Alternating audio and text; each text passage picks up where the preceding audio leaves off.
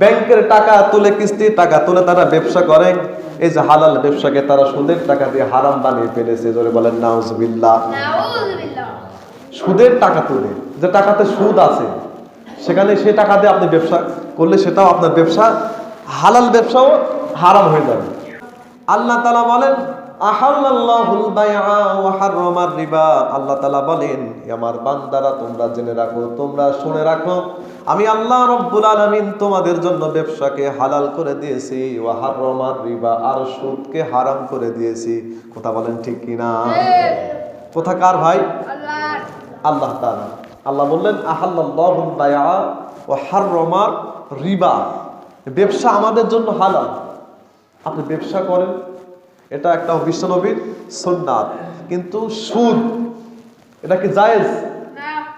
কথা বলেন না কেন, এটা কি জায়েজ? সুদ এটা হচ্ছে হারাম।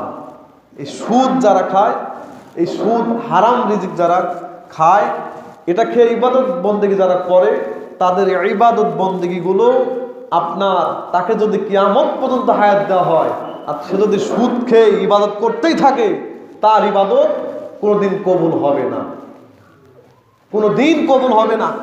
এটা কোরআনের কথা, এটা আল্লাহ পাকের বক্তব্য। ব্যবসা হলো আমাদের জন্য হালাল, আর সুদ হলো আমাদের জন্য হারাম। অনেকে ব্যাংক থেকে টাকা তুলে, সেখানে সুদ আছে না নাই? আবার কিস্তি তুলে, সুদ আছে না নাই? ব্যাংকের টাকা তুলে, কিস্তির টাকা তুলে তারা ব্যবসা করে।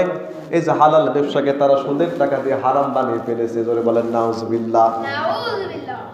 সুদের টাকা তুলে, যে টাকাতে সুদ আছে, সেখানে সে টাকা দিয়ে আপনি ব্যবসা করলে সেটাও আপনার ব্যবসা, হালাল ব্যবসাও হারাম হয়ে যাবে। এক কথায়, টাকা পয়সা উপার্জনের ক্ষেত্রে আপনাকে যদি ছোট কাজও করতে হয়, যদি আপনাকে দিন মজুরও হতে হয়, তাও আপনাকে সেটা দিন মজুরি কাজ করতে হবে, কিন্তু হারামের সঙ্গে আপনার মিলেমিশে আরাম করা যাবে না। আর সে আরামটা কিন্তু দুনিয়াতেই আপনার ক্ষণস্থায়ী, আপনি আখিরাতে আপনার ফল জিরো এবং শূন্য। ঠিক কিনা? এই জন্য সম্মানিত দিনী ভাইরা, ব্যবসা যারা করেন